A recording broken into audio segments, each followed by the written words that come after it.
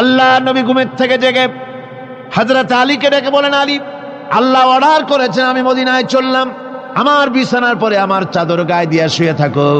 হযরত আলী বলেন, আল্লাহর হাবিব, আপনার চাদর গায়ে দিয়ে ঘুমিয়ে থাকবো।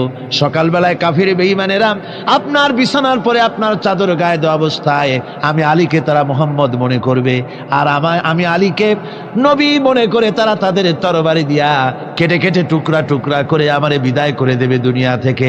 এতটুকুনো পরোয়া করি না, বরং আমার দিলের মধ্যে এটাই তৃপ্তি থাকবে যে আমি আলীর জীবনের বিনিময় আল্লাহর হাবিব দুনিয়ায় বেঁচে আছেন। নবীজি ঘরের থেকে বেরোলেন, চতুর্দিকে কাফেররা দাঁড়ানো।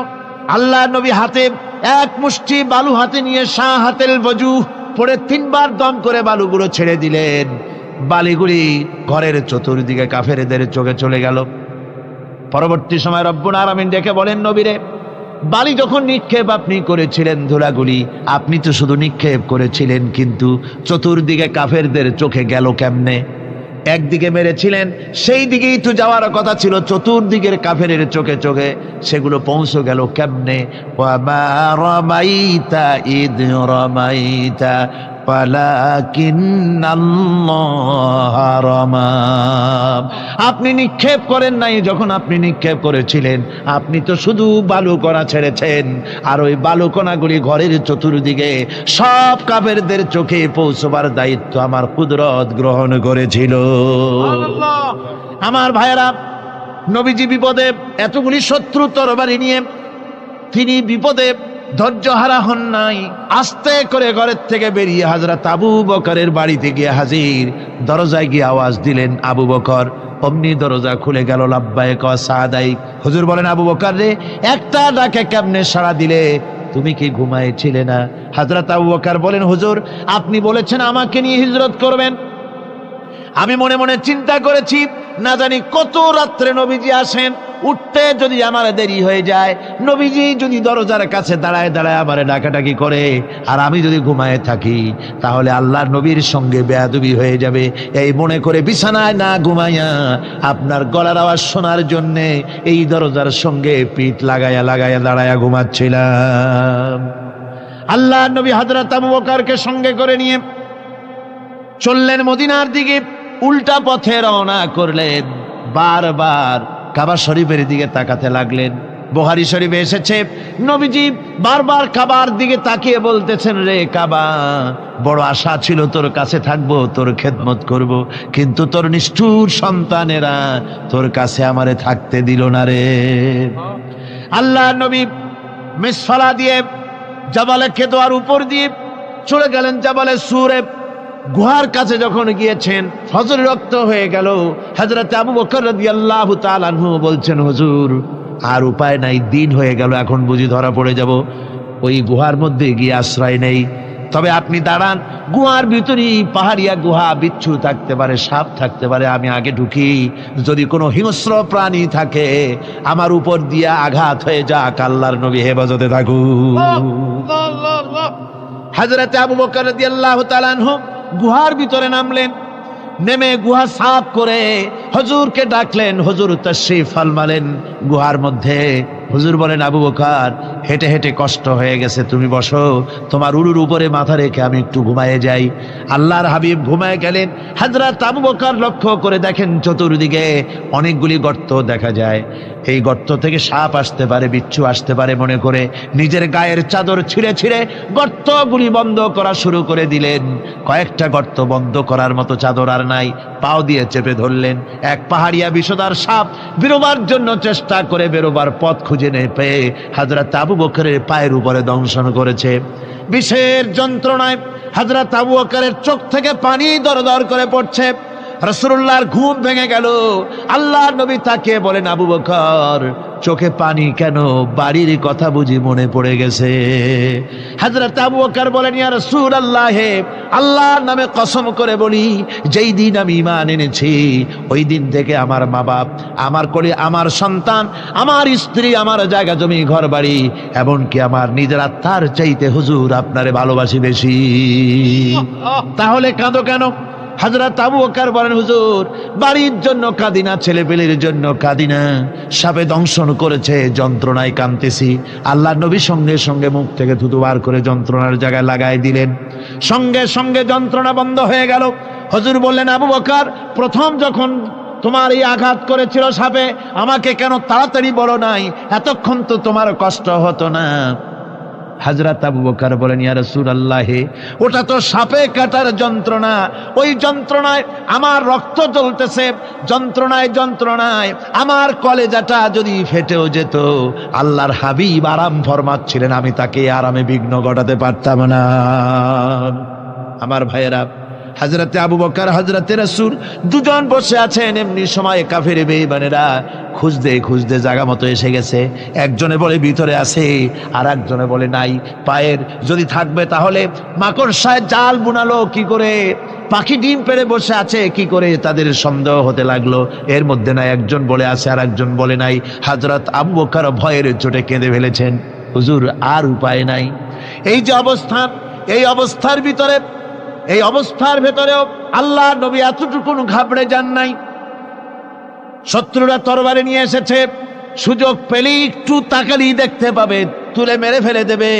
আল্লাহর হাবিব মোটেই ধৈর্য হারালেন না, এতটুকুন হতাশ হলেন না।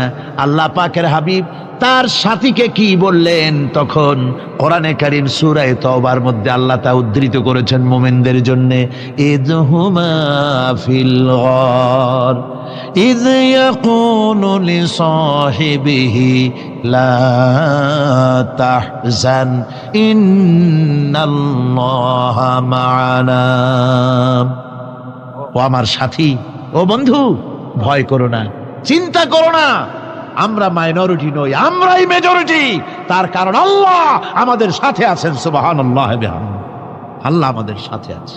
আর বন্ধুগণ, কোরআনে কারীমে রব্বুল আলামিন বলেন, فأنزل الله سكينته عليه وأيده بجنود لم تروها। আল্লাহ পাক তার মনের মধ্যে গভীর প্রশান্তি এবং স্বস্তি দান করলেন, আর এমন সৈন্য দিয়ে সাহায্য করলেন যে সৈন্যদেরকে তোমরা দেখতে পাও না। এভাবে করে রব্বুল আলামিন মুমিনদের বিপদে আপদে মুসিবতে সব সময় আল্লাহ পাক মুসলমানদেরকে সাহায্য করেছেন। জোরে বলেন সুবহানাল্লাহ। মুমিনদের সাহায্যকারী আল্লাহ। তাই ইসলামী আন্দোলনের সাথে যারা আছে, যারা কর্মী, যারা নেতা, যারা মুমিন, যারা ঈমানদার, মেঘের মতো প্রচন্ড কালো মেঘ হয়ে চতুর্দিক থেকে অন্ধকারের মতো সে এসেছে বিপদ, কোনো বিপদ না। আল্লাহ পাক সাহায্যকারী। কে সাহায্যকারী? জোরে বলেন, সাহায্যকারী কে? আল্লাহ সুবহানাহু ওয়া তাআলা, তিনি সাহায্যকারী, ভয় নাই। আল্লাহ পাকের উপর ঈমান আনলে পরে কলিজার ভিতরে দুর্জয় সাহসের সৃষ্টি হয়ে যায়, কোনো ভয় অন্তঃকরণে তার থাকে না। আল্লাহ পাক সাহায্য করেন। আর আল্লাহর উপরে ঈমান আনলে পরে রব্বুল আলামিন বলেছেন, ইয়া আইয়ুহাল্লাযীনা আমানু হাল আদুল্লুকুম আলা তিজারাতিন তুনজিকুম মিন আযাবিন আলীম। এমন একটা ব্যবসার কথা কি বলবো না যে ব্যবসায় তোমাদেরকে জাহান্নামের আযাব থেকে বাঁচায় দেবে। তার প্রথম কাজই হলো আল্লাহর প্রতি ঈমান আনা। ঈমান আনলে পরে এই সমস্ত গুণ তৈরি হয়ে যায়।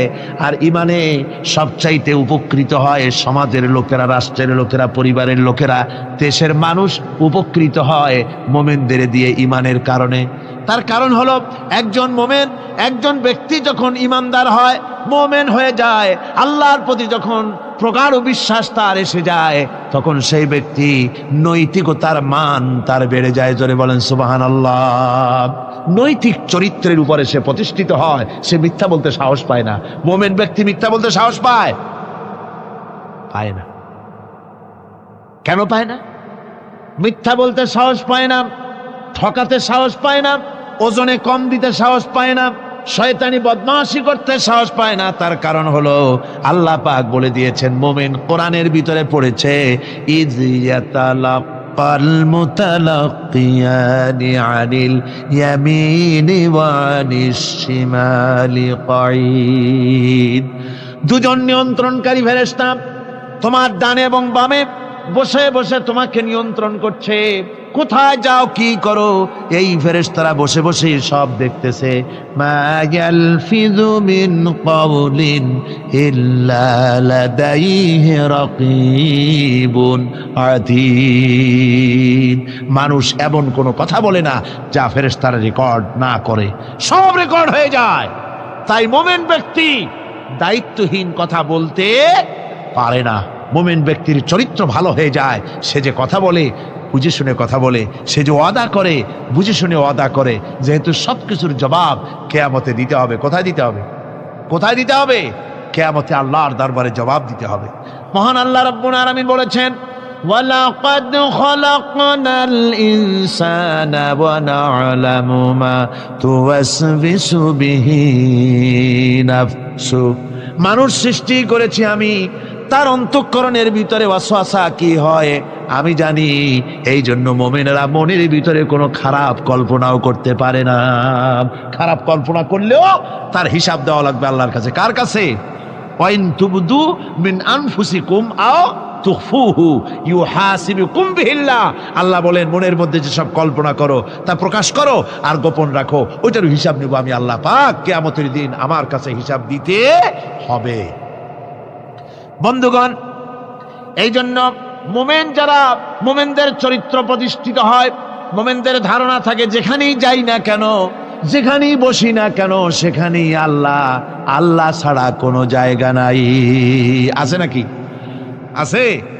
আল্লাহ পাক বলেন, মা ইয়াকুনু মিন নাজওয়া সালাসাতিন ইল্লা হুয়া রাবিউহুম। তোমরা যেখানে তিনজন মিলে পরামর্শ করো, মনে রেখো তিনজন নও, ওখানে চতুর্থ সত্তা আমি রব্বুল আলামিন তোমাদের কাছে আছি। সব শুনি আর দেখি, পাঁচজন যেখানে হও সেখানে আমি ষষ্ঠ। এর থেকে যদি কম হও, এর থেকে যদি বেশি হও, বান্দারে তুমি আছো যেখানে আমি আল্লাহ আছি সেখানে। উপায় নাই, সব জায়গায় আমি দেখতে পাচ্ছি। শুধু তাই নয়, রাত্রিবেলায় মানুষেরা গোপনে পরামর্শ করে, করে না? করে কিনা? রাতে রাতে পরামর্শ করে, এক জায়গায় বসে, হলের মধ্যে, পাহাড়ের মধ্যে, কোনো জায়গায় বসে পরামর্শ করে। কি পরামর্শ? ইসলামী আন্দোলনের লোকদের মারবে, কোথায় তাদের ধরবে, কোথায় তাদের অত্যাচার করবে, এই সমস্ত পরামর্শ করে। আল্লাহ পাক বলছেন, শুনুন, আল্লাহ রাব্বুল আলামিন বলেন, ওয়া হুয়া মাআহুম إذ يبيتون ما لا يرضى من القول وكان الله بما يعملون محيطا। আল্লাহ পাক বলেন, তিনি তো ঠিক সেই সময়ও তোমাদের কাছে থাকেন যখন তোমরা নিজেদের ঘরের মধ্যে বসে, কোনো এক জায়গায় বসে আল্লাহর মর্জির খেলাফ পরামর্শ করো, আল্লাহ তখনও তোমাদের কাছে থাকেন।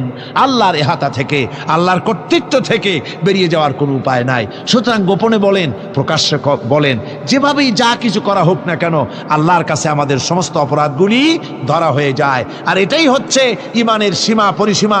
তিলকা হুদুদাল্লাহ ফালা তা'তাদুহা। তিলকা হুদুদুল্লাহ, এটাই হচ্ছে আল্লাহর সীমানা।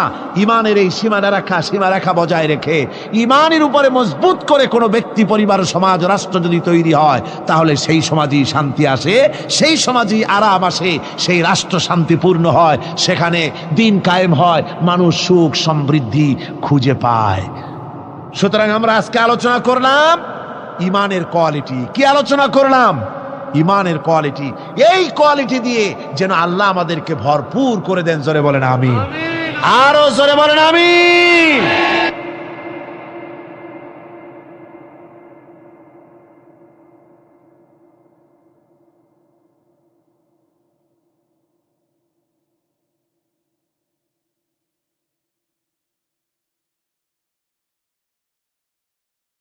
একবার রাসূল পাক সাল্লাল্লাহু আলাইহি সাল্লামের কাছে একজন মুশরিক এসেছেন, তার কাছে একটা ভাঙ্গা মূর্তি।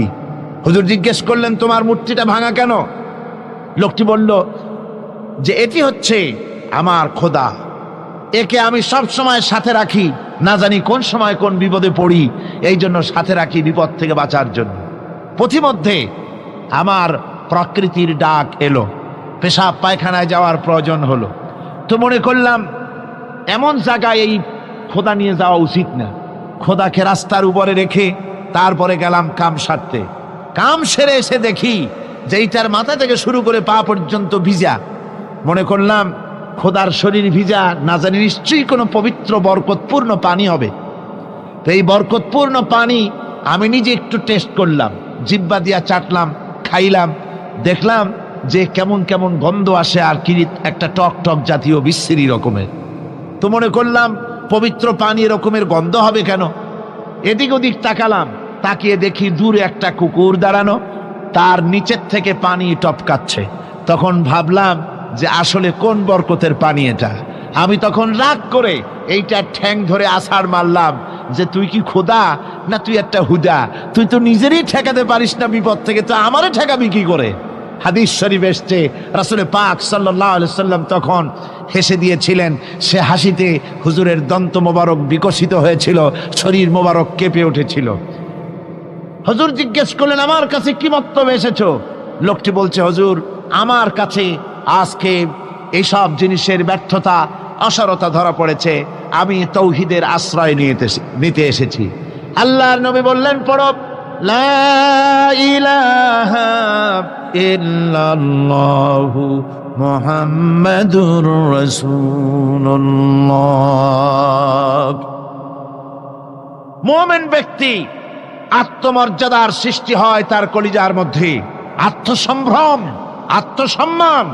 সে কারো কাছে মাথা নত করবে না, তার কারণ সে জানে আমি যার গোলাম তিনি হচ্ছেন সকল ক্ষমতার উৎস।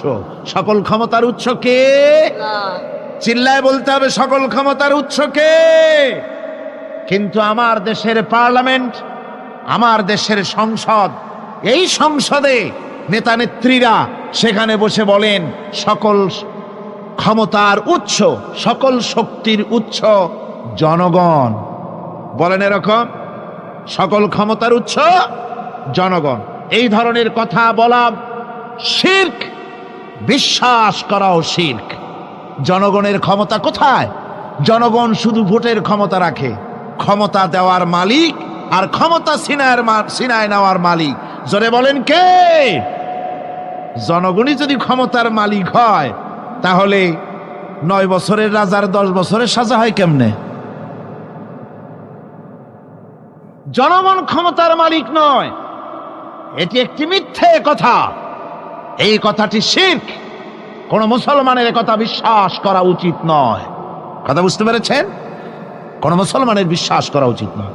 আল্লাহ পাক পরিষ্কার বলেছেন, আন্নাল কুওয়াতা লিল্লাহি জামিআ, সমস্ত ক্ষমতার উৎস কেবলমাত্র আল্লাহ সুবহানাহু ওয়া তাআলা। কিন্তু বেকুবরা বোঝে না, জনগণকে খুশি করার জন্য, তাদের ভোট যেন বারবার পাওয়া যায়, এই জন্য বলে সমস্ত ক্ষমতার উৎস জনগণ। বেকুবেরা, পাগলেরা বুঝে না, সেই জন্যই তারা এই কথাগুলি বলে। কয়েকটি কথা আমাদের দেশে চালু আছে যে কথাগুলি শুনলে খুবই খারাপ লাগে। একটা হচ্ছে সকল ক্ষমতার উৎস জনগণ, এটি মারাত্মক শিরকপূর্ণ কথা। আরেকটি কথা, যখন রেডিও টিভিতে বলা হয় যে কুতুবদিয়া, হাতিয়া সন্দ্বীপ, কক্সবাজার উপকূলীয় এলাকায় থেকে 280 মাইল স্পিডে বাতাস প্রবাহিত হবে, 30 ফিট উঁচু হয়ে জলোচ্ছ্বাস হবে, গ্রেট ডেঞ্জার সিগন্যাল নাম্বার 10 দেখাবার জন্য বলা হলো। সাথে সাথে তারপরেই রেডিও টিভি থেকে, সরকারি যন্ত্র থেকে সরকারের লোকেরা বলতে থাকেন, এই বিরাট তুফান, জলোচ্ছ্বাস এবং ঘূর্ণিঝড়ের মোকাবেলা করার জন্য সেনাবাহিনী প্রস্তুত করে রাখা হয়েছে। কি বেকুবি! 30 ফুট জলোচ্ছ্বাস হবে, সেনাবাহিনী করবে কি? বন্দুক নিয়ে দাঁড়ায় থাকবে? মোকাবেলা করবা? প্রচন্ড বাতাসের মোকাবেলা করবা তুমি সলিমুদ্দি? হ্যাঁ, বরং বলা যেতে পারে ঘূর্ণিঝড় এবং জলোচ্ছ্বাসের পরে যে দুর্যোগ সৃষ্টি হবে তড়িৎ গতিতে, আমরা সেই দুর্যোগকে, মানুষকে ঠেকাবার জন্য আমরা প্রাণ চেষ্টা চালাবো, আমাদের সব মেশিনারি সেজন্য প্রস্তুত আছে, এটা বলা যেতে পারে। কিন্তু ঝড়ের মোকাবেলা করব, মারাত্মক কথা, মারাত্মক কথা। আবার আরেকটি কথা খুবই মারাত্মক, এগুলো পত্র পত্রিকায় দেখি, অমুক দলের অমুক নেতা হসপিটালে মৃত্যুর সঙ্গে পাঞ্জা লড়তেছে। আজীব তামাশা! মৃত্যু কি তোমার মাইকেল টাইসন? মৃত্যু কি তোমার মোহাম্মদ আলী ক্লে যে পাঞ্জা লড়বা? মৃত্যুর সাথে পাঞ্জা লড়তে পারে এমন ক্ষমতা পৃথিবীর কেউ আছে?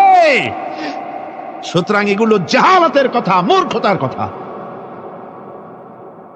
মৃত্যু যন্ত্রণায় ভুগছে এটা বলা যায়, মৃত্যু যন্ত্রণায় কষ্ট পাচ্ছে বলা যায়, মৃত্যুর সাথে পাঞ্জা লড়ছে সলিমুদ্দিন সাহস তো কম না। আমার ভাইয়েরা, সুতরাং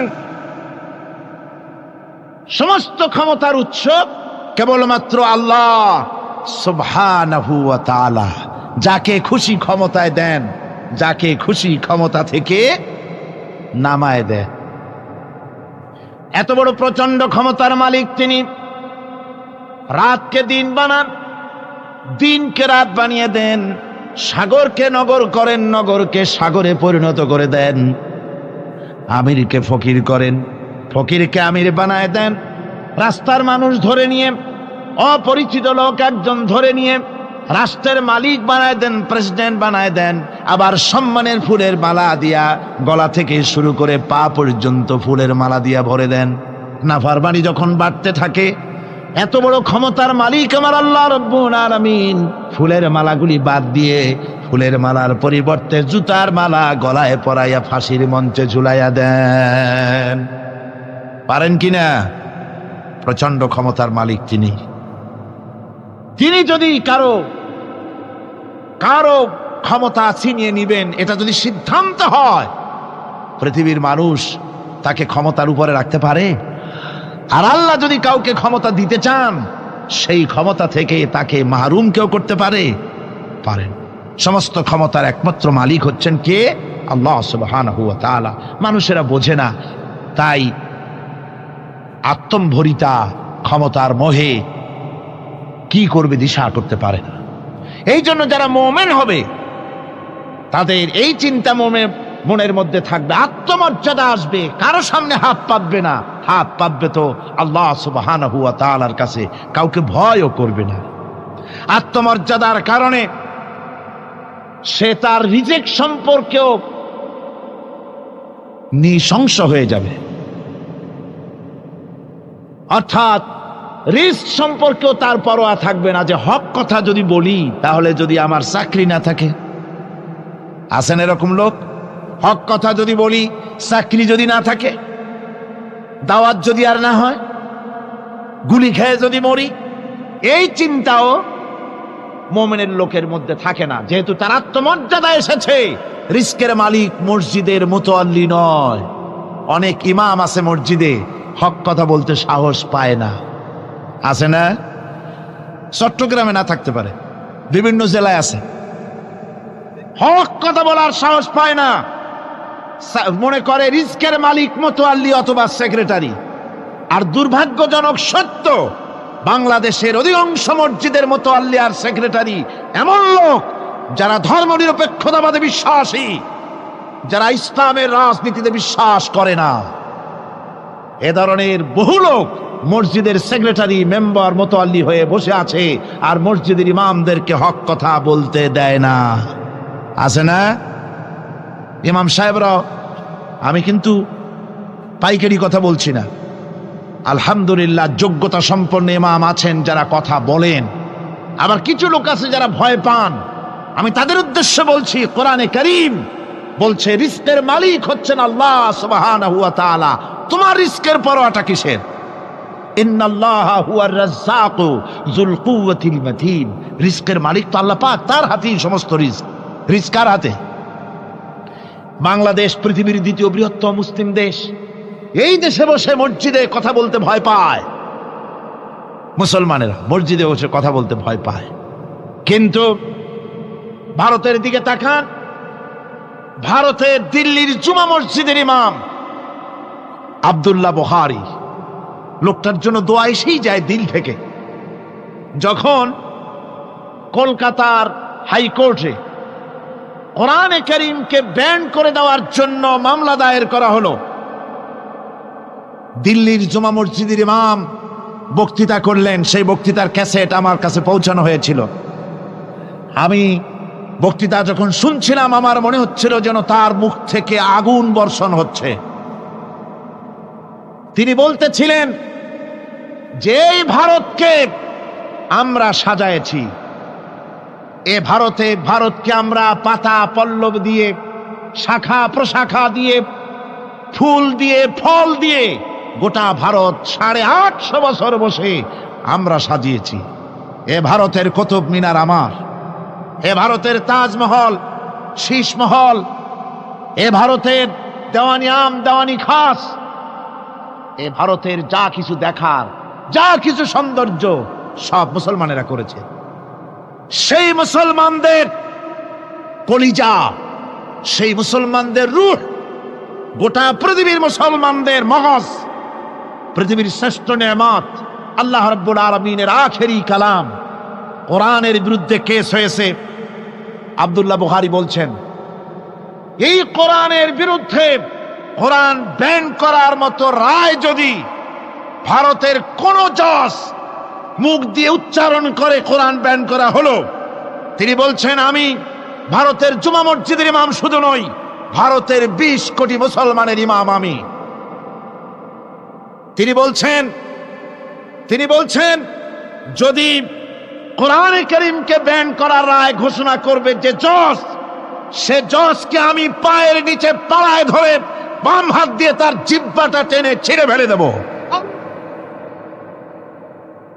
আমার দেশে ভারতের মসজিদের ভেতরে ইমামরা যে কথা বলতে সাহস পায়, আমার দেশের মসজিদের অনেক ইমাম আগে যারা একটু সাহস পেত, এখন আবার অনেকের মধ্যে কোন কোন জেলায়, চিটাগংয়ে না কিন্তু কোন জেলায় সাহস একটু কমে গেছে। তার কারণ কিছু বেয়াদব রাজনীতিক তারা বলেছে মসজিদের মধ্যে রাজনীতি করতে দেওয়া হবে না। ওরা হচ্ছে বেয়াদব। জোরে বলেন ওরা কি? আরো জোরে বলেন ওই সব রাজনীতিবিদরা কি? তার কারণ হচ্ছে মসজিদে কি বলা হবে আর কি বলা হবে না তোমার মতো বেয়াদব রাজনীতিবিদের কাছ থেকে তাকেও জিজ্ঞেস করবে না। এ ফয়সালা হয়েছে 1400 বছর আগে। মসজিদে কি বলতে হবে আর না হবে তা শিক্ষা দিয়েছেন জনাবে মুহাম্মদ রাসূলুল্লাহ সাল্লাল্লাহু আলাইহি ওয়াসাল্লাম। ওলামাদেরকে মসজিদে ইমামতি যারা করে তারা হচ্ছে ইমাম নেতা। তোমরা তাদের সাথে আদব করতে হবে, তারা কি বলবে আর কি বলবে না ডিকটেট করার অধিকার কারো নাই। অধিকার আছে। সুতরাং আলিমদেরকে, মুমিনদেরকে, যারা নাকি কালেমা পড়ে মুসলমান হয়, তাদের সকলের এই সাহস মনের মধ্যে আসা দরকার, ব্যক্তিত্ব আসা দরকার। কারো পরোয়া নাই, পরোয়া করব শুধুমাত্র আল্লাহর। রিস্কের মালিক তিনি। আল্লাহ রাব্বুল আলামিন বলেছেন, ওয়ামা মিন দাব্বাতিন ফিল আরদি ইল্লা আলাল্লাহি রিজকুহা। এই পৃথিবীর বুকে এমন কোন বিচরণশীল জীব নাই যে জীবের রিস্কের দায়িত্ব আমি আল্লাহ আমার নিজ হাতে গ্রহণ করি নাই। সব জীবের রিস্কের চাবি আমার হাতে। কার হাতে? তাহলে ভয়টা কিসের? আপনার একটা পেট, তাই নিয়ে এত চিন্তা। অথচ এই পৃথিবীতে আল্লাহ পাক বলেন অসংখ্য প্রাণী আছে যাদের কোনো সঞ্চয় নাই। শকুনের মরা গরু অনেকগুলি ব্যাংকে জমা আছে নাকি? কবে কোথায় একটা মরা গরু পাইছে আর খোঁজ নাই, খবর নাই। ওগুলা কি না খাইয়া মরতে দেখছেন রাস্তায় পথে ঘাটে? সুবহানাল্লাহ বিহামদিহি। অসংখ্য প্রাণী এভাবে দুনিয়া আছে। আল্লাহ রাব্বুল আলামিন বলেন যাদের কোনো সঞ্চয় নাই, যারা কোনো সঞ্চয় করে না, এ ধরনের সাপগুলি, শিয়ালগুলি, বাঘগুলি, পাখিগুলি, জলচর প্রাণী, স্থলচর প্রাণী আর অন্তরিক্ষে মহাশূন্যে উড়ে বেড়ায় যে সব প্রাণী, এ ধরনের শত সহস্র কোটি কোটি প্রাণী, তারা সকালবেলায় খালি পেট নিয়ে বেরিয়ে যায়। খালি পেট নিয়ে সকাল বেলায় বেরিয়ে গেল, আবার সন্ধ্যায় যখন বাসায় ফেরে সমস্ত প্রাণীগুলির পেট আল্লাহ রব্বুল আলামিন ভরে দেন। সুবহানাল্লাহ। একটা প্রাণীও খালি পেটে বাড়ি ফেরে না। সুবহানাল্লাহ, সুবহানাল্লাহ। অথচ তাদের কিন্তু জন্ম নিয়ন্ত্রণের ব্যবস্থাও নাই। জঙ্গলে যত প্রাণী আছে তারা কি কোনোদিন মিছিল করে এসে বলেছে বাংলাদেশ সরকার আমাদের জঙ্গলের মধ্যে কোনো খোঁজ খবর তো আপনারা রাখেন না। এখানে বাচ্চা কাচ্চা বেশি হইতেছে, আর খাওয়াইতে পারি না, এবার কিছু পরিবার পরিকল্পনার ওষুধপত্র পাঠান। কোনোদিন বলেছে? বলে নাই, বলবেও না। কে খাওয়ায়? আল্লাহ পাক খাওয়া, আল্লাহ পাক খাওয়া। সুতরাং আল্লাহ রাব্বুল আলামিন রিজকের মালিক, একথা বিশ্বাস করতে হবে। সেই বিশ্বাসের অর্থ এই নয় যে আপনি চুপ করে বসে থাকবেন আর ফেরেশতারা রান্না করে আপনারে রূপচাঁদা মাছ খাওয়াই দিয়ে যাবে, এরকম না। বিশ্বাস করতে হবে, কাজ করতে হবে, এর ফলে আল্লাহ রাব্বুল আলামিন রিজকের ব্যবস্থা করবেন। ঈমান আনার পর প্রথম যে কোয়ালিটিটা হবে, সেই কোয়ালিটি হচ্ছে পার্সোনালিটি, আত্মসম্ভ্রম, আত্মমর্যাদা। দুনিয়ায় কারো সামনে মাথা সে নত করবে না, মাথা নত করবে কেবলমাত্র আল্লাহর কাছে। সে বিশ্বাস করবে খাইরিহি ওয়া শাররিহি মিনাল্লাহি তাআলা, ভালো মন্দ সব কার কাছ থেকে হয়? আল্লাহর কাছ থেকে হয়। সে কিছুতেই বিশ্বাস করবে না যে কোনো মাজারের কাছে গেলে, কবরের কাছে গেলে আমার তকদির পাল্টে যাবে, কোনো মোমেন তা বিশ্বাস করবে না। কথা বুঝতে পেরেছেন? ভালো করার মন্দ করার সবটা মালিক আল্লাহ সুবহানাহু ওয়া তাআলা। এরপরে 2 নম্বরের যে কোয়ালিটি সৃষ্টি হবে মুমিনের মধ্যে ঈমান আনার পর, সে গুণটা হচ্ছে সে বিনয়ী হবে। বিনয়, বিনম্রতা তার এক বৈশিষ্ট্য হবে। বিনয় এবং বিনম্রতার বৈশিষ্ট্য হবে। তার কারণ হচ্ছে ঈমান আনার পরে সে জানতে পেরেছে আল্লাহ রাব্বুল আলামিনের কর্তৃত্ব থেকে বেরিয়ে আসার ক্ষমতা কারো নাই। অহংকার করে যাব কোথায়? আস্ফালন করে যাব কোথায়? আল্লাহর রাজত্বের বাইরে, আল্লাহর ক্ষমতার বাইরে যাওয়ার ক্ষমতা তো কারোই নাই। সুতরাং অহংকার তার মধ্যে জায়গা পাবে না। আল্লাহ পাক দুনিয়ার সমস্ত মানুষের জিনকে পরিষ্কার করে বলেছেন, ইয়া মাশারাল জিন্নি ওয়াল ইনস ইন ইসতাতা'তুম আন তানফুযু মিন আকতারিস সামাওয়াতি ওয়াল আরদ فانفذوا لا تنفذون إلا بسلطان। হে পৃথিবীর মানুষেরা আর জেনেরা, যদি সম্ভব হয় আমার আকাশের নিচের থেকে, জমিনের উপর থেকে বেরিয়ে যা। লা তানফু, বেরিয়ে যেতে পারবে না। আমি আকাশ এবং জমিন থেকে যদি সম্ভব করতে পারো বেরিয়ে যা। আর যদি কোনো আকাশ থাকে তার নিচে যা, আর যদি কোনো জমিন থাকে তার উপরে যাও। এমন দেশ যদি পাও যেখানে আমার আলো ছাড়া কোনো আলো আছে, আমার বাতাস ছাড়া কোনো বাতাস আছে, আমার চাঁদ সূর্য ছাড়া কোনো চাঁদ সূর্য আছে, যাও সেখানে। আল্লাহ রাব্বুল আলামিন বলেন নাই এরকম যাওয়ার কোনো উপায় নাই। আমি আল্লাহ রাব্বুল আলামিন আকাশ আর জমিন দিয়ে প্যাকেট করে রেখেছি, আটকায় রেখেছি। আমার রাজত্ব থেকে, আমার ক্ষমতা থেকে, আমার কর্তৃত্ব থেকে বেরিয়ে যাওয়ার ক্ষমতা কোনো মানুষের নাই, কোনো জিনের নাই, কোনো প্রাণীর নাই। সুবহানাল্লাহ ওয়া বিহামদিহি। মানুষ হচ্ছে অহংকার কিসের হবে? তোমরা হচ্ছ ফকির। আল্লাহ পাক বলছেন ওয়াল্লাহুল গনিয়্যু ওয়া আনতুমুল ফুকারা। আল্লাহ হচ্ছেন গনি। আল্লাহ কি? গনি, বেনিয়াজ, বেপরোয়া। ফাআলুল লিমা ইউরিদ, যা খুশি তাই করে, কারো মুখাপেক্ষী তিনি নন।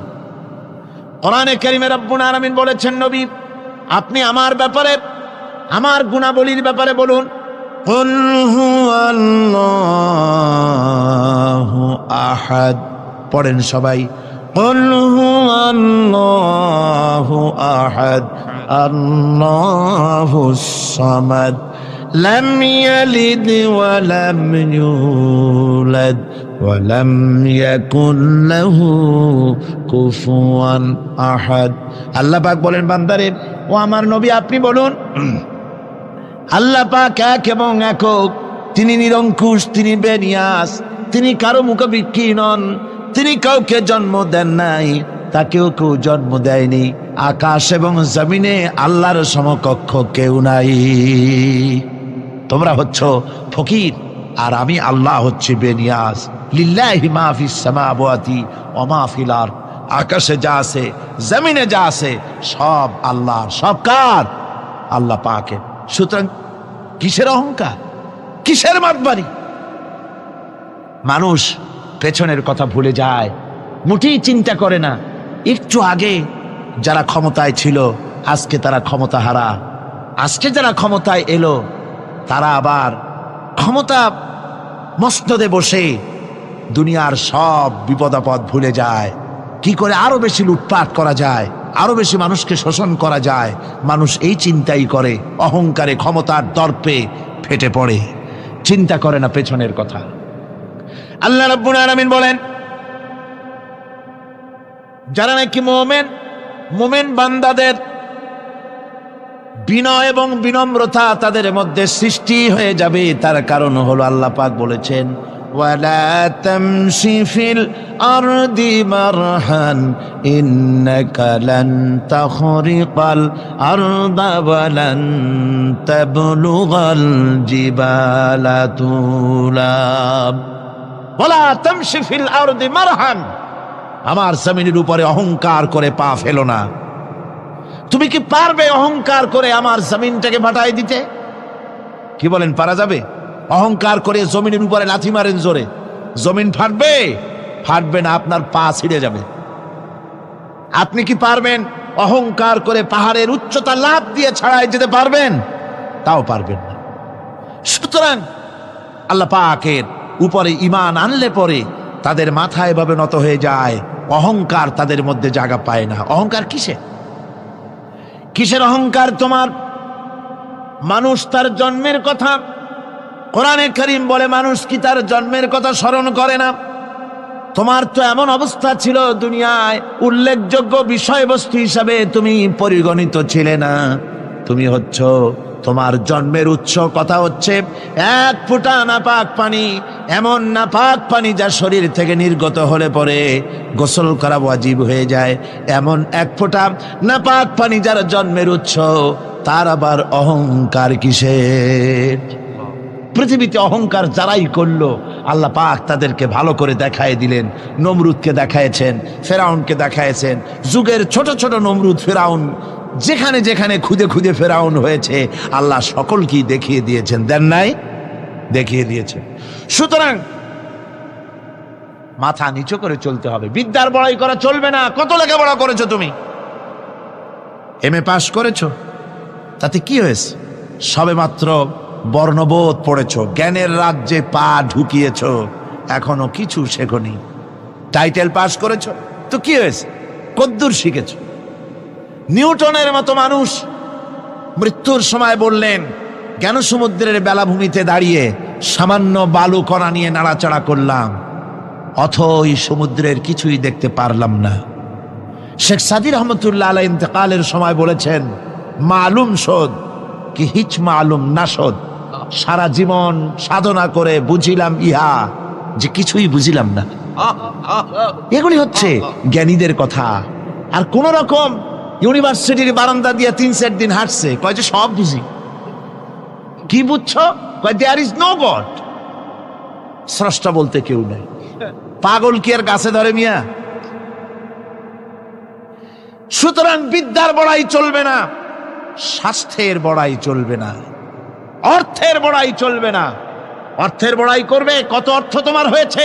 আল্লাহ যদি ইচ্ছে করেন ব্রেনের মধ্যে, মগজের মধ্যে এমন টিউমার করে দিবেন, মগজের মধ্যে এমন ক্যান্সার করে দেবেন, হার্টের ভিতরে এমন ক্যান্সার লাগায় দিবেন, 14 গোষ্ঠী বিক্রি করলে ঔষধের পয়সা হবে না। পারবে কিনা আল্লাহ কন? জোরে বলবেন, পারবেন কিনা? এমন বহুত অসুখ আছে ডাক্তাররা বোঝেই না ঔষধ দেবে কি। হযরত ইউনূস আলাইহিস সালাম মাছে তারে গিলে ফেলে দিল, হতাশায় তিনি হার্ট ফেল করেন নাই। মাছের পেটের মধ্যে যদি কেউ চলে যায়, বেরিয়ে যাওয়ার জন্য কোনো ব্যাকডোর আছে নাকি কন? পালাবার কোনো রাস্তা আছে? মাছের পেটের জানালা দরজা আছে কিছু? কিছুই নেই। তিনি হতাশ হলেন না, মাছের পেটের ভেতরে বসে হযরত ইউনূস আলাইহিস সালাম বুক ভরা আশা নিয়ে আল্লাহর দরবারে তিনি ঘোষণা করলেন, লা ইলাহা ইল্লা আনতা সুবহানাকা ইন্নী কুনতু মিনাজ জালিমিন। পড়েন না সবাই, লা ইলাহা ইল্লা আনতা সুবহানাকা ইন্নী কুনতু মিনাজ জালিমিন। হযরত ইউনূস আলাইহিস সালাম বললেন, আল্লাহ তুমি ছাড়া কোনো ইলাহা নাই, তোমার পবিত্রতা ঘোষণা করছি, আমি জালিমদের অন্তর্ভুক্ত হয়ে গেছি। তিনি যখন চিল্লাচ্ছিলেন, মাসির পেটের ভিতরে বসে যখন কাতরুক্তি করতেছিলেন, আল্লাহ বুঝি তখন শোনেন নাই সে কথা? কি বলেন?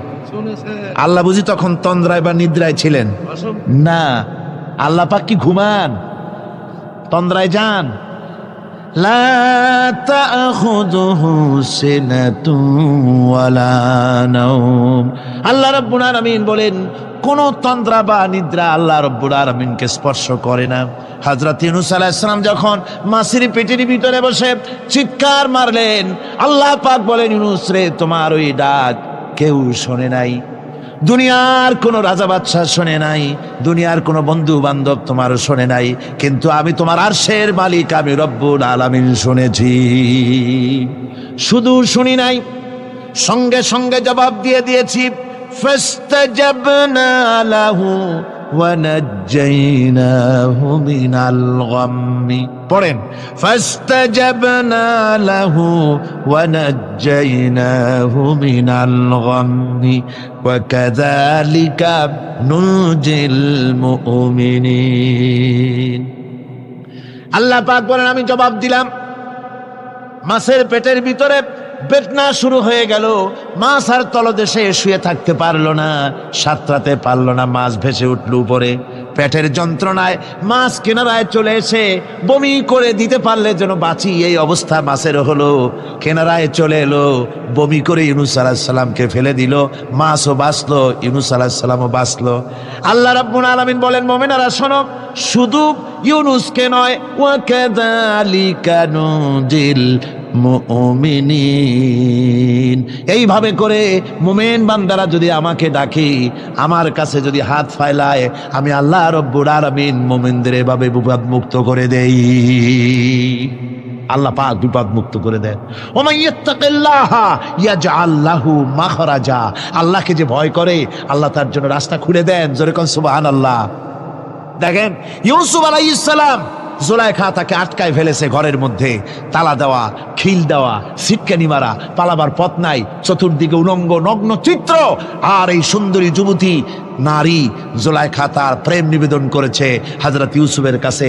যৌবনে ভরা টকবগে যৌবনের যুবক হযরত ইউসুফ আলাইহিস সালাম, সৌন্দর্যের পিরামিড, বাঁচার কোনো পথ নাই জুলাইখার কুপ্রবৃত্তি চরিতার্থ করে দেওয়া ছাড়া। কিন্তু হযরতে ইউসুফ আলাইহিস সালাম আল্লাহ রাব্বুল আলামিনকে ডাকলেন, হতাশায় ভেঙে পড়লেন না, আল্লাহকে ভয় করলেন, আল্লাহকে ডাকলেন। আল্লাহকে ডেকে, আল্লাহকে ভয় করে তালাবদ্ধ দরজার দিকে যখন দৌড় মারলেন, রব্বুল আলামিন আপন কুদরতে দরজার তালাগুলি খুলে দিলেন। ভাইরা আমার, এভাবে করে মুমিনেরা কখনো হতাশ হয় না। ফাইন্না মাআল উসরি ইউসরা, ইন্না মাআল উসরি ইউসরা। মনে রাখতে হবে, দুঃখ কষ্টের সাথে থাকে সুযোগ সুবিধা, আর প্রত্যেক অসচ্ছলতার সাথে থাকে উদার সচ্ছলতা। এর কোনো বিপরীত কখনই হয় না। আল্লাহ রাব্বুল আলামিন এইভাবে করে মুমিনদেরকে বলেছেন যেন তারা হতাশায় ভেঙে না পড়ে। আল্লাহ পাক বলে, বান্দা যখন আমাকে ডাকে, আমি বান্দার একদম নিকটে, তার ঘাড়ের চাইতেও নিকটে। ওয়া নাহানু আকরাবু ইলাইহি মিন হাবলিল ওয়ারিদ। আমি আমার বান্দার সারা যে রগের উপরে তার মাথা, এর থেকেও আমি আমার বান্দার বেশি নিকটে। সুবহানাল্লাহ পড়ে। আমি তোমার কাছে, আমার কাছে মাপ চাও, যত বড় গুনাহ হোক। ওয়া ক্বালা রাব্বুকুম উদউনি আস্তাজিব লাকুম। তোমার প্রভু তোমাকে ডেকে বলেছে, আমাকে ডাকো, আমি মাফ করে দেব। সুবহানাল্লাহি ওয়া বিহামদিহি। কত বড় কথা, আমাকে ডাকো, নিরাশ হয়েও না, হতাশ হয়েও না। আল্লাহর গজব বেশি না রহমত বেশি? আল্লাহর রহমত বেশি। হাদিসে কুদসির ভিতরে এসেছে, আল্লাহ পাক বলেছেন, কোন বান্দা যদি আমার দিকে এক বিঘত অগ্রসর হয়, আমার রহমত তার দিকে এক হাত এগিয়ে যায়। কোন বান্দা যদি আমার দিকে হেঁটে আসে, আমার রহমত তার দিকে দৌড়ে যায়। বান্দা যখন আল্লাহর দরবারে দুহাত উঁচু করে চোখের পানি ফেলে দেয়, মুসলিম শরীফের হাদিসের ভিতরে এসেছে, গভীর রাত্রে, রাতের তৃতীয় অংশে আল্লাহ রাব্বুল আলামিন প্রথম আকাশে আসেন আর ডেকে বলেন, পৃথিবীতে আছো নাকি কেউ গুনাহ করে জীবন বরবাদ করে দিয়েছো? আমার কাছে মাপ চাও। ঋণগ্রস্ত আছো, অসুস্থ আছো, অপমানিত আছো, কে আছো মাজলুম? আমাকে ডাকো, আমার কাছে বলো, আমি ডাকের সাড়া দেব, জীবনের আশা পূরণ করে দেব। ওই সময় যেই সমস্ত লোকেরা কান্দে তাহাজ্জুদের নামাজ পড়ে, আল্লাহ জিজ্ঞেস করেন ফেরেশতারা, অমুক অমুক দেশে অমুক অমুক বান্দারা কান্দে কেন? ফেরেশতারা বলে, রব্বুল আলামিন তুমি তো ভালো করে জানো। আল্লাহ বলেন, জানি, তবুও তোমাদের মুখে শুনতে চাই। তারা বলে, রব্বুল আলামিন তোমার এই বান্দা গুনাহ করেছে, গুনার জন্য মাপ চায়, জাহান্নাম থেকে বাঁচতে চায়। আল্লাহ পাক বলেন, ফেরেশতারা আমার এই বান্দারা আমারে দেখেছে নাকি? বলে দেখে নাই। বলে আমার দোজখ দেখেছে নাকি? বলে না, তাও দেখে নাই। আমার বেহেশত দেখেছে নাকি? বলে না, তাও দেখে নাই। আল্লাহ পাক বলেন, ফেরেশতারা সাক্ষী থাকো, ওরা আমাকে দেখে নাই, আমার বেহেশত দোজখ কিছুই দেখে নাই, শুধুমাত্র আমার নবীর কথা, আমার কোরআনের কথা বিশ্বাস করে আরামের ঘুমকে হারাম করে যেভাবে তারা কাঁদতেছে, সাক্ষী থেকে যাও ফেরেশতারা, আমার রহমতের দরিয়ায় জোশ মেরেছে, আমার ওই ক্রন্দনরত বান্দাগুলিকে আমি আল্লাহ মাফ করে দিলাম। সুতরাং মোমেন বান্দা যারা, আল্লাহর মোমেন বান্দা যারা, এই ইমানের কোয়ালিটি, এটাও হতাশায় নিরাশায় ভেঙে পড়বে না। গুনাহ তো মানুষই করে, গুনাহ হয়ে গেছে, মাপ চাও। তোমার গুনাহ কদ্দূর? তোমার গুনাহ যদি হয় পাহাড় সমান, আল্লাহর রহমত আকাশ সমান। জাহান্নামের কঠিন শাস্তি থেকে বাঁচতে হলে আল্লাহর প্রতি ঈমান আনতে হবে। আর ঈমান আনলে যে কোয়ালিটিগুলি হওয়া উচিত, সেগুলি আমি আপনাদের সামনে আলোচনা করছি। এরপর আরেকটি কোয়ালিটি হবে মোমেনের, তা হলো কঠোর কঠিন বিপদে অবিচল থাকবে, বিপদে ভেঙে পড়বে না। বিপদ আপদ, শত্রুতা, ক্ষয় ক্ষতি যা কিছু হয় সবই আল্লাহর পক্ষ থেকে, এটা মেনে নিতে হবে এবং ধৈর্য ধারণ করতে হবে। বিপদ মুসিবত শুধু উম্মতের জন্য নয়, দুনিয়ার সমস্ত নবীদের বিপদ এসেছে, হয় নাই? নবীদের বিপদ আসে নাই? কোরআনে কারীম থেকে শুনুন, আল্লাহ রাব্বুল আলামিন বলেন, وَكَذَلِكَ جَعَلْنَا لِكُلِّ نَبِيٍّ عَدُوًّا مِّنَ الْمُجْرِمِينَ। আল্লাহ পাক বলেন, এমনি করে আমি সকল নবীদের শত্রু বানিয়ে দিয়েছি সব পাপিষ্ঠ আর অপরাধ প্রবণ লোকদেরকে। প্রত্যেক যুগে নবীদের শত্রু ছিল, প্রত্যেক যুগে নবীদের কি ছিল? শত্রু ছিল। সে শত্রু কারা ছিল? আল্লাহ পাক বলছেন, নবীদের শত্রু ছিল পাপিষ্ঠ আর অপরাধ প্রবণ লোক, এরাই ছিল নবীদের দুশমন। রাসূলগণের অবস্থা যদি এই হয়, তাহলে তার উম্মত, ওই দিনের ধারক বাহক যারা, তাদের বুঝি বিপদ আপদ হবে না? নাকি হবে কিনা? তো ইসলামের বিরোধিতা যারা করে, কোরআনের পরিভাষায় বলা হয়েছে ইসলামের দুশমন, নবীদের দুশমন। দুনিয়ার সব পাপিষ্ঠ আর অপরাধ প্রবণ লোকেরাই ইসলামের দুশমন হয়, নবীদের দুশমন হয়। আজও দেখেন, আজও তাকিয়ে দেখেন, ইসলামী আন্দোলনের বিরোধিতা যারা করে তারা পাপিষ্ঠ চরিত্রের কিনা, তাকায় দেখেন, খুঁজে দেখেন, সর্বত্র খুঁজে দেখুন, খুঁজে দেখুন। যারা ইসলামী আন্দোলনের বিরোধিতা করে, যারা ইসলামকে মিটিয়ে দেওয়ার চেষ্টা করতেছে, যারা ইসলামকে মৌলবাদ বলে, ইসলামকে সাম্প্রদায়িক বলে, কোরআনে কারীমের কথা কত স্পষ্ট যে নবীদের দুশমন হয়, ইসলামের দুশমন হয় মুজরিম লোকেরা, অপরাধ প্রবণ আর পাপিষ্ঠ লোকেরা। আজও আমরা দেখতে পাই এই শ্রেণীর লোকেরা পাপিষ্ঠ এবং সবচাইতে সমাজের নিকৃষ্ট ধরনের চরিত্রহীন লোক। নামাজ নাই। আপনি খুঁজে দেখেন, ইসলামী আন্দোলনের বিরোধিতা যারা করছে, যারা নেতৃত্ব দিচ্ছে, নামাজ নাই, রোজা নাই, চরিত্র নাই, হজ নাই, যাকাত নাই, মদ, জুয়া, জেনা, ব্যভিচার ইত্যাদিতে লিপ্ত। চেহারা দেখলে ছেলেপেলেরা 2 গ্লাস পানি খায় ভরস ওঠে। কথা ঠিক কিনা কর? এই হলো অবস্থা। মারে কেন? মুমিনদেরকে, পয়গম্বরদেরকে, সাহাবীদেরকে এবং ঈমানদারদেরকে মারে কেন? তার কারণ হচ্ছে আল্লাহ রাব্বুল আলামিন বলেছেন, ওয়া মা নাকামু মিনহুম ইল্লা আইয়ুমিনু বিল্লাহিল আজিজিল হামিদ। কাফিররা ঈমানদার লোকদেরকে অন্য কোন অপরাধী নির্যাতন চালায় না, নির্যাতন চালায় শুধু এই কারণে যেহেতু মুমিন লোকেরা পরাক্রমশালী, আল্লাহ রাব্বুল আলামিনের দ্বীনকে কায়েম করতে চায়, তার উপরে ঈমান এনেছে, এই কারণেই তারা মারে। ঠিক কিনা কর? যুগে যুগে নবীদের উপরে, সাহাবীদের উপরে যে অত্যাচার হয়েছে, সেই অত্যাচার এই কারণেই হয়েছে, অন্য কোনো কারণে নয়। এই কঠিন বিপদে অবিচলতা এবং ধৈর্যের দৃষ্টান্ত নবীগণ পেশ করেছেন পৃথিবীর বুকে। আমরা দেখেছি ইব্রাহিম আলাইহিস সালামকে আগুনে ফালানো হয়েছে, আছে না কোরআন শরীফে? আমি কিন্তু গল্প করতেছি না, সব কোরআনের কথা। কিসের কথা? ইব্রাহিম আলাইহিস সালামকে আগুনে ফালানো হচ্ছে। অপরাধ কি? অপরাধ হচ্ছে হযরত ইব্রাহিম আলাইহিস সালাম দাওয়াত দিয়েছেন লা ইলাহা ইল্লাল্লাহ। জোরে পড়েন লা ইলাহা ইল্লাল্লাহ, লা ইলাহা লা ইলাহা ইল্লাল্লাহ মুহাম্মাদুর রাসূলুল্লাহ। হযরত ইব্রাহিম আলাইহিস সালাম দ্বীনের দাওয়াত দিয়েছেন, এক আল্লাহর দাওয়াত দিয়েছেন, ঈমানের দাওয়াত দিয়েছেন। আর কোন অপরাধ ছিল না। নমরুদ সহ্য করতে পারল না। কোরআনে কারীমের মধ্যে সব কথাগুলি আল্লাহ পাক এই জন্য বিধৃত করেছেন, এই জন্য কোরআনে কারীমের মধ্যে সব কথা উঠায় দিয়েছেন, যাতে করে মুমিনেরা বিপদ আসলে পরে যেন ঘাবড়ে না যায়। ইব্রাহিম আলাইহিস সালামকে আগুনে ফালানো হচ্ছে। ফেরেশতা বলছে, ইব্রাহিম তোমারে আগুনে ফেলায় দাও, হতেছে আমার কাছে সাহায্য চাও, আমার কাছে ক্ষমতা আছে, আগুনগুলো উঠাইয়া নমরুদের বংশ জ্বালায় দেব। হযরত ইব্রাহিম ফেরেশতার কাছে সাহায্য চাইছিলেন নাকি? তিনি বললেন, ফেরেশতা তোমার কাছে সাহায্য কেন চাইব? আমি তো এমন কোন অন্ধ আল্লাহর ইবাদত করি না যেই অন্ধ স্রষ্টা তার গোলামের দুঃখ দুর্দশা না দেখেন। আমি তোমার কাছে সাহায্য চাইব না। হযরত ইব্রাহিম আলাইহিস সালাম পাশ করলেন। কি বলেন, পাশ করছেন না? ঈমানের পরীক্ষায় পাশ।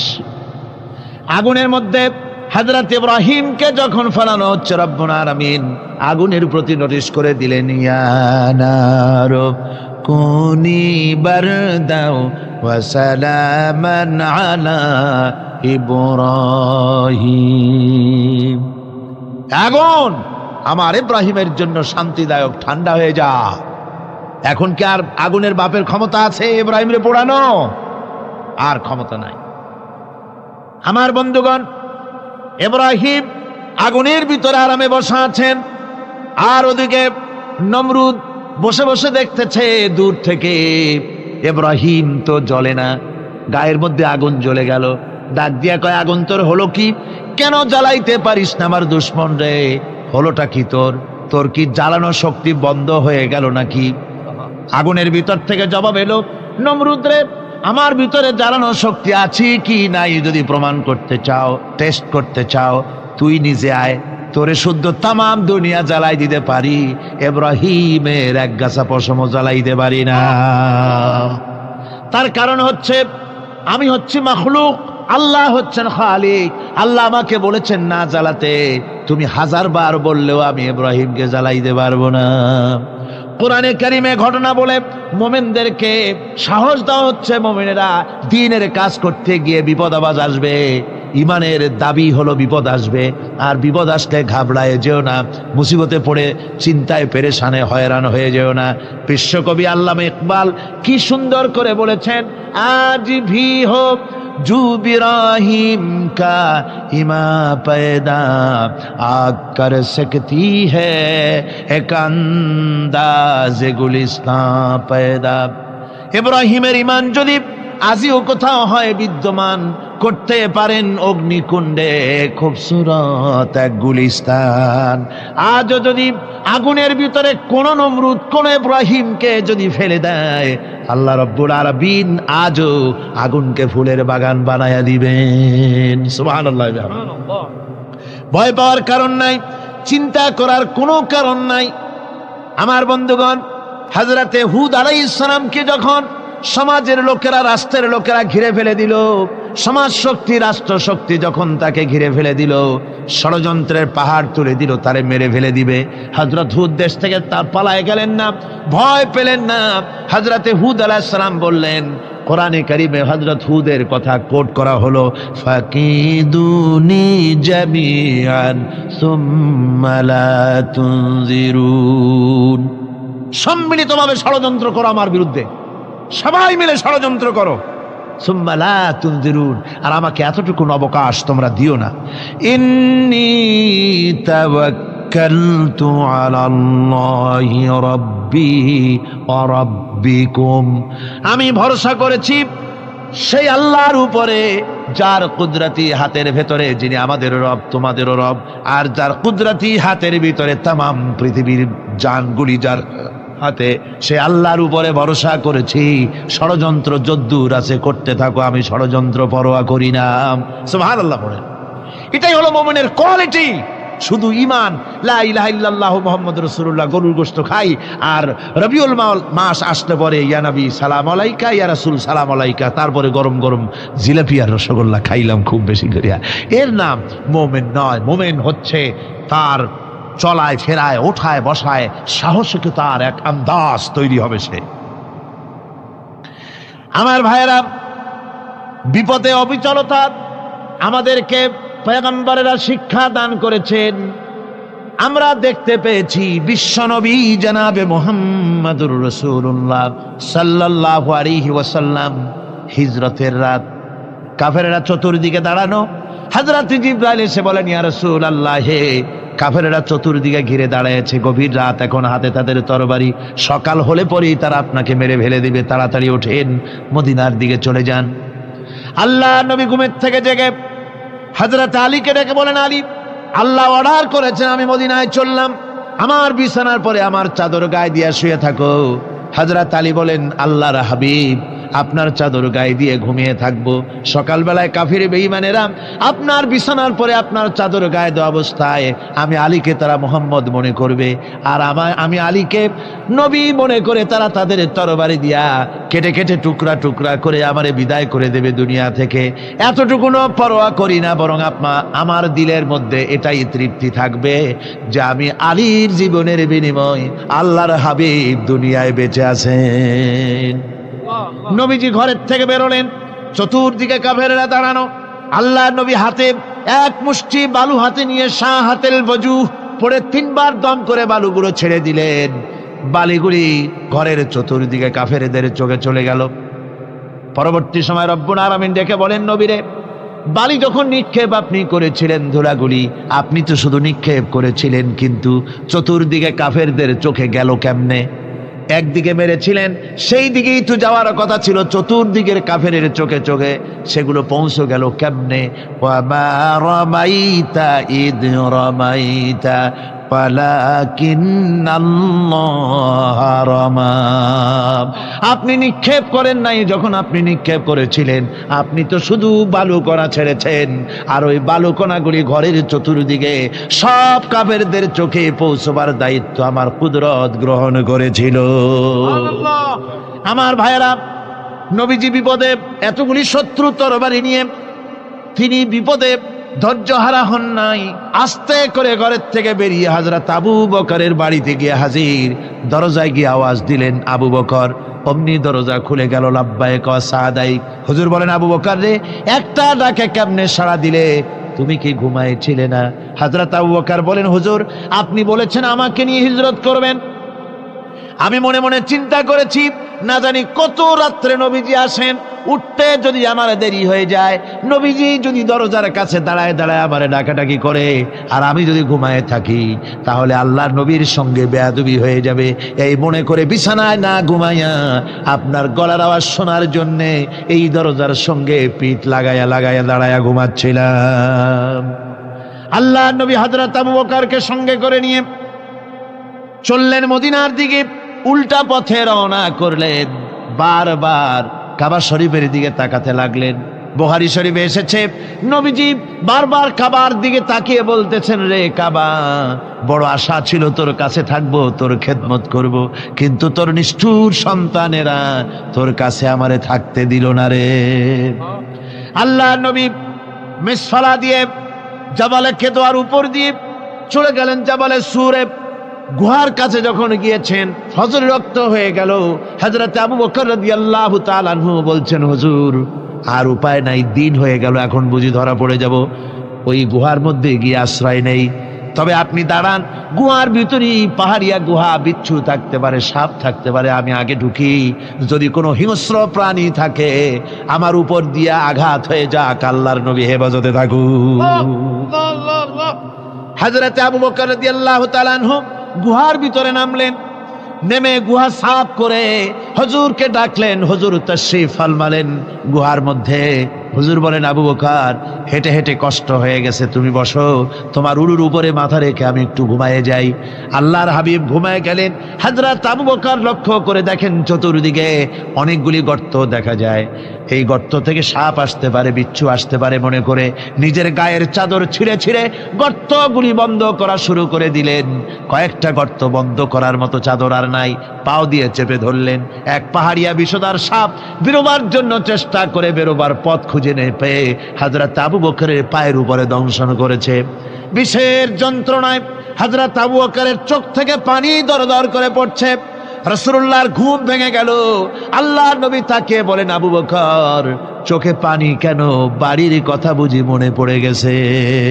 হযরত আবু বকর বলেন, ইয়া রাসূলুল্লাহ, আল্লাহর নামে কসম করে বলি, যেই দিন আমি ঈমান এনেছি ওই দিন থেকে আমার মা বাপ, আমার কোলে আমার সন্তান, আমার স্ত্রী, আমার জায়গা জমি ঘর বাড়ি, এমনকি আমার নিজের আত্মার চাইতে হুজুর আপনারে ভালোবাসি বেশি। তাহলে কাঁদো কেন? হযরত আবু বকর বলেন, হুজুর, বাড়ির জন্য কাঁদি না, ছেলেপেলের জন্য কাঁদি না, সাপে দংশন করেছে, যন্ত্রণায় কাঁদতেছি। আল্লাহর নবী সঙ্গে সঙ্গে মুখ থেকে থুতু বার করে যন্ত্রণার জায়গায় লাগাই দিলেন। সঙ্গে সঙ্গে যন্ত্রণা বন্ধ হয়ে গেল। হুজুর বললেন, আবু বকর, প্রথম যখন তোমার এই আঘাত করেছিল সাপে, আমাকে কেন তাড়াতাড়ি বলো নাই? এতক্ষণ তো তোমার কষ্ট হতো না। হযরত আবু বকর বলেন, ইয়া রাসূলুল্লাহ, ওটা তো সাপে কাটার যন্ত্রণা, ওই যন্ত্রণায় আমার রক্ত জ্বলতেছে, যন্ত্রণায় যন্ত্রণায় আমার কলেজাটা যদি ফেটেও যেত। আল্লাহর হাবিব আরাম ফরমাচ্ছিলেন, আমি তাকে আরামে বিঘ্ন ঘটাতে পারতাম না। আমার ভাইয়েরা, হযরতে আবু বকর, হযরতে রাসূল দুজন বসে আছেন। এমনি সময় কাফের বেঈমানেরা খুঁজতে খুঁজতে জায়গা মতো এসে গেছে। একজনে বলে ভিতরে আছে, আর